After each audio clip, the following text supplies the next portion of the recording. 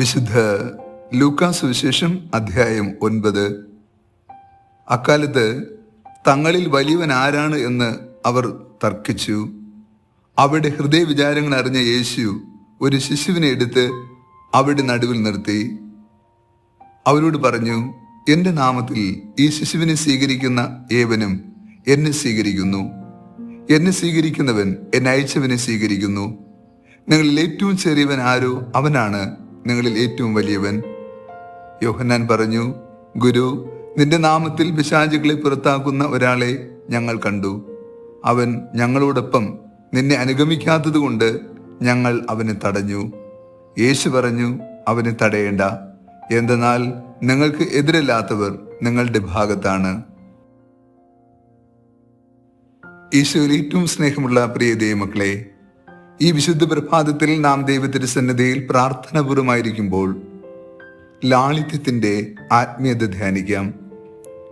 ഒരു ക്രിസ്തു ശിഷ്യൻ എന്ന നിലയിൽ നാം ആയിത്തീരേണ്ട ഏറ്റവും മനോഹരമായ കൃപയാണ് ലാളിത്യത്തിന്റെ അഥവാ ഹൃദയശുദ്ധിയുടെ ആത്മീയത.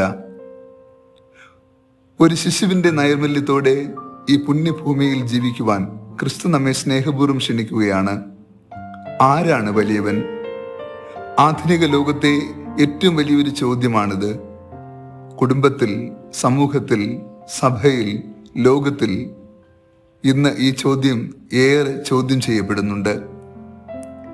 ആരാണ് വലിയവൻ എന്ന ചിന്തയാണ് നമ്മെ എപ്പോഴും തിന്മയിലേക്കും വലിയ അഹംഭാവത്തിലേക്കും സ്വാർത്ഥതയിലേക്കും നയിക്കുക. സുവിശേഷത്തിലൂടെ യേശു നമ്മെ പഠിപ്പിക്കുന്ന സ്നേഹത്തിന്റെ പാഠം എളിമയുടെയും ലാളിത്യത്തിന്റെയും പാഠമാണ്, നൈർമല്യത്തിന്റെ പാഠമാണ്.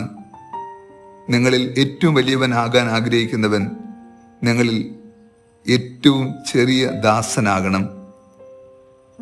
ലോകത്തിന്റെ പഠനത്തിന് വിരുദ്ധമായ ഒരു പഠനമാണ് ക്രിസ്തുവിൻ്റേത്. വലിയവനാകാൻ ആഗ്രഹിക്കുന്നവൻ ചെറിയവനാകാൻ യേശു പഠിപ്പിക്കുന്നു. യേശു പഠിപ്പിക്കുക മാത്രമല്ല ചെയ്തത്, അവിടുത്തെ ജീവിതം കൊണ്ട് ലോകത്തിന് നൽകിയ ഏറ്റവും വലിയ സാക്ഷ്യവും അത് തന്നെയാണ്. ക്രിസ്തു ഭൂമിയോളം താന്നു.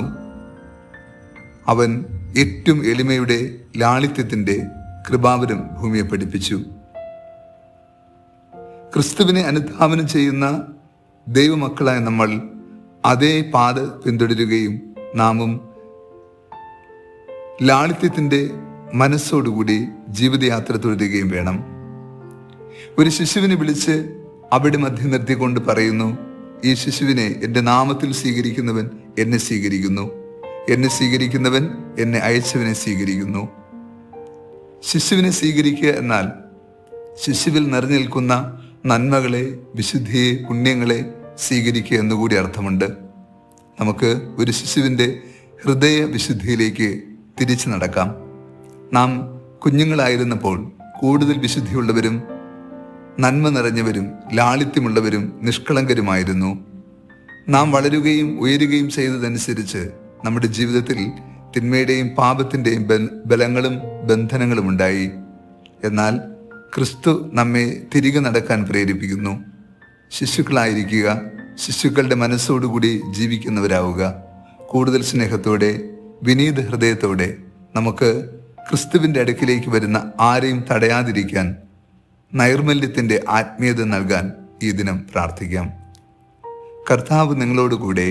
സർവശക്തനായ ദൈവം പിതാവും പുത്രനും പരിശുദ്ധാത്മാവും നമ്മെ സമൃദ്ധമായി അനുഗ്രഹിച്ച് ആശീർവദിക്കുമാറാകട്ടെ.